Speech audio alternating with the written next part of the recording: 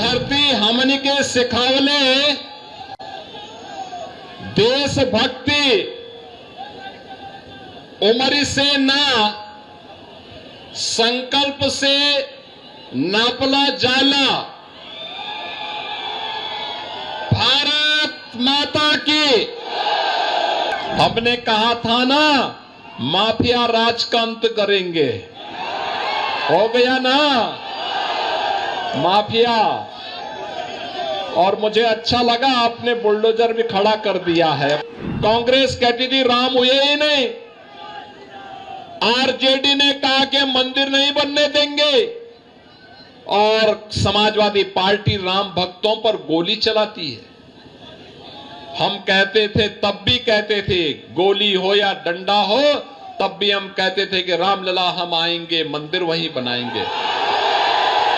उत्तर प्रदेश में तो ये ऐसे दौड़ता है माफिया की छाती में कि फिर सपा और उसके पार्टनर्स को केवल और केवल उसके यहां फतिया पढ़ने का ही अवसर मिलता है, बाकी कोई अवसर ही नहीं मिलता है। धरती हमनी के सिखावले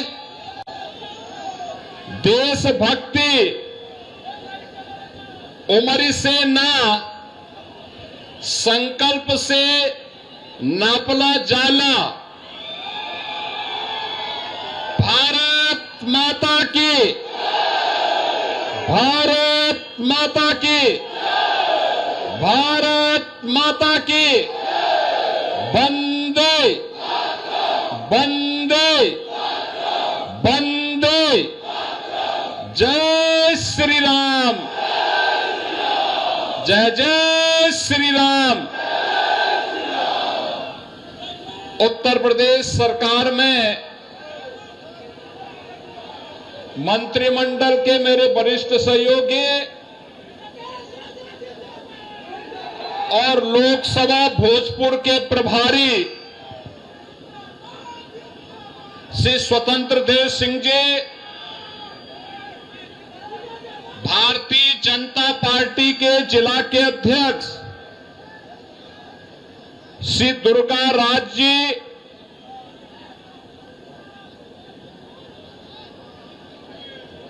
प्रदेश कार्य समिति सदस्य भारतीय जनता पार्टी बिहार श्री मुक्तेश्वर ओझा जी, शाहपुर विधानसभा के प्रभारी और उत्तर प्रदेश सरकार के पूर्व मंत्री श्री आनंद स्वरूप शुक्ला जी, विधानसभा के प्रभारी श्री धीरेन्द्र सिंह जी,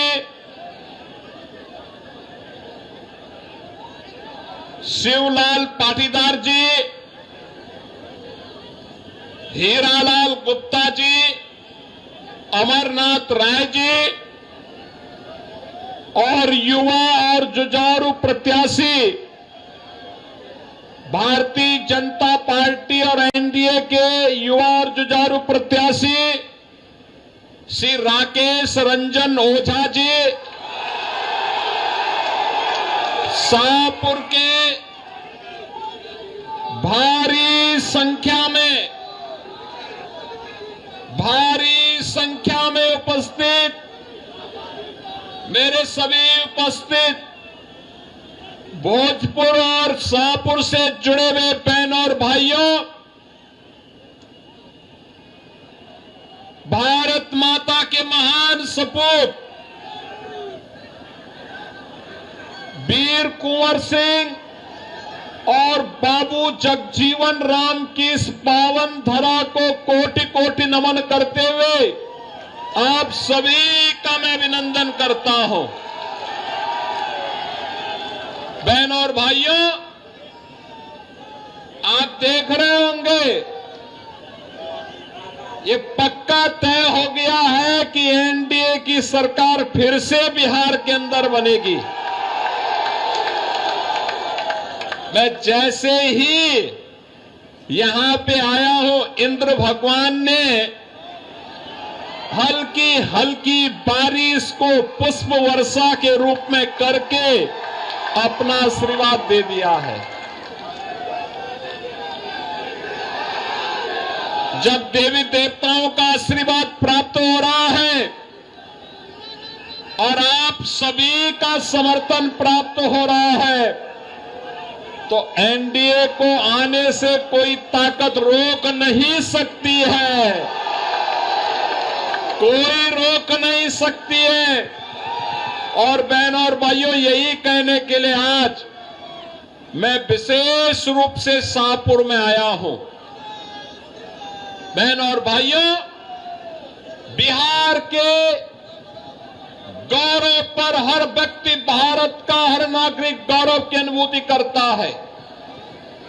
बिहार का अपना गौरवशाली इतिहास रहा है। ये वही धरती है जिस धरती ने महात्मा बुद्ध को ज्ञान प्रदान किया था। ये वही धरती है जिसने भारत को एक नई दिशा देने वाले और भारत का स्वर्ण युग लाने वाले चाणक्य जैसा ऋषि भारत को दिया था। और ये वही धरती है जिस धरती ने चंद्रगुप्त मौर्य के रूप में भारत को यशस्वी शासन की बागडोर सौंपी थी। ये वही धरती है जिस धरती में वीर कुंवर सिंह पैदा हुए, जिस धरती ने डॉक्टर राजेंद्र प्रसाद देश का प्रथम राष्ट्रपति दिया, जिस धरती ने बाबू जगजीवन राम को दिया, जिस धरती ने जब देश के अंदर लोकतंत्र के गले को घोंटने का कार्य हो रहा था, तब सदैव जयप्रकाश नारायण को पैदा करके जिस धरती ने लोकतंत्र को फिर से बचाने का काम किया, ये वही पावन धरा है बिहार की, जिसको नमन करने के लिए आज मैं आपके बीच आया हूं। बहनों और भाइयों, एक गौरवशाली अतीत, लेकिन इस गौरवशाली अतीत पे आरजेडी का 15 वर्षों का कार्यकाल और उससे पहले कांग्रेस का कार्यकाल एक कलंक से कम नहीं है। एक पहचान के संकट के दौर से बिहार के लोगों को, बिहार के नौजवानों को, बिहार के नागरिकों को गुजरना पड़ा था। नौजवान पहचान के लिए मोहताज था, प्लान करने के लिए मजबूर था, किसान आत्महत्या करने के लिए मजबूर था, व्यापारी डरा और सहमा था, और बेटी और बहन की सुरक्षा तो भगवान भरोसे थी हो गई थी। बहनों और भाइयों, हमारे बिहार ने लड़ाई ली। 2005 में नीतीश कुमार जी के नेतृत्व में एनडीए की सरकार बनती है और बिहार के माफियाओं के दिन लग जाते हैं, उनकी उल्टी गिनती शुरू हो जाती है। बहनों और भाइयों, बिहार एक नई दिशा की ओर आगे बढ़ा। आज फिर से बिहार में वह सब कुछ है जो बिहार में 50 वर्ष पहले हो जाना चाहिए था। कनेक्टिविटी है, बाढ़ प्रबंधन है, स्कूली शिक्षा का प्रबंधन है, इंजीनियरिंग कॉलेज बन रहे हैं, मेडिकल कॉलेज बन रहे हैं, गरीबों के लिए वे योजनाएं जो 2014 के बाद मोदी जी ने सबका साथ और सबके विकास के भाव के साथ देश भर में लागू किया। हर गरीब के पास अपना शौचालय होगा, हर गरीब के सिर को ढकने के लिए छत होगी, हर गरीब के घर में स्वस्थ ईंधन के लिए उज्ज्वला योजना का कनेक्शन होगा, और हर गरीब के स्वास्थ्य के लिए आयुष्मान भारत की सुविधा होगी, हर गरीब के पास राशन कार्ड होगा। और यह कांग्रेस पूरा नहीं कर पाई, आरजेडी पूरा नहीं कर पाई। आरजेडी पूरा करती कैसे? क्योंकि जो पशुओं का चारा खा जाए तो मनुष्य को तो सब कुछ डकार ही जाएगा। उन्होंने तो यही किया था। लेकिन मोदी जी ने कहा सबका साथ और सबका विकास। साथ सबका, विकास भी सबका। बिना भेदभाव के शासन की योजना का लाभ हर गरीब को, हर किसान को, हर नौजवान को, हर माता को, हर बहन को उपलब्ध हुआ। और परिणाम है, भारत में मोदी जी के कार्यकाल के दौरान 25 करोड़ लोग गरीबी रेखा से उभर करके सामान्य जीवन व्यतीत करने की ओर आगे बढ़े हैं, स्वावलंबन के पथ पर अग्रसर बढ़े हैं। एक नया भारत का दर्शन हो रहा है। आज बिहार में मेडिकल कॉलेज बन रहे हैं, बिहार में इंजीनियरिंग कॉलेजों की एक लंबी श्रृंखला खड़ी हो रही है। अब बिहार से पलायन नहीं, इंजीनियरिंग ग्रेजुएट निकल करके प्रगति के पथ पर नए बिहार को आगे बढ़ाने का कार्य कर रहे हैं। बहनों और भाइयों, बिहार के नौजवानों की इस प्रगति को देख करके मैं देखता हूं क्या प्रतिभा है बिहार के अंदर। क्या यहां के नौजवानों में ईश्वर प्रदत्त बुद्धि है, उसको थोड़ा सा प्लेटफॉर्म मिले, पूरी दुनिया को अपनी बुद्धि से आकर्षित करने की सामर्थ्य हमारा बिहार का नौजवान रखता है। देश के अंदर जहां कहीं भी बिहार के नौजवानों को कार्य करने का अवसर प्राप्त हुआ, उसने अपनी प्रतिभा का लोहा मनवाया है। बिना रुके, बिना झुके, बिना डिगे बिहार का नौजवान आज उस क्षेत्र को विकास के पथ पर अग्रसर करता है। लेकिन बहनों और भाइयों, 2005 के पहले परिवारवाद का दंश झेल लाए बिहार अराजकता और गुंडागिर्दी की चपेट में पूरी तरह माफिया राज का शिकार हो चुका था। बहनों और भाइयों, मैं धन्यवाद दूंगा एनडीए की नीतीश कुमार जी की सरकार को, जिन्होंने पिछले 20 वर्ष के अंदर अथक परिश्रम करके उसे उभारने में बड़ी मदद की। आज बिहार को अपनी पहचान है।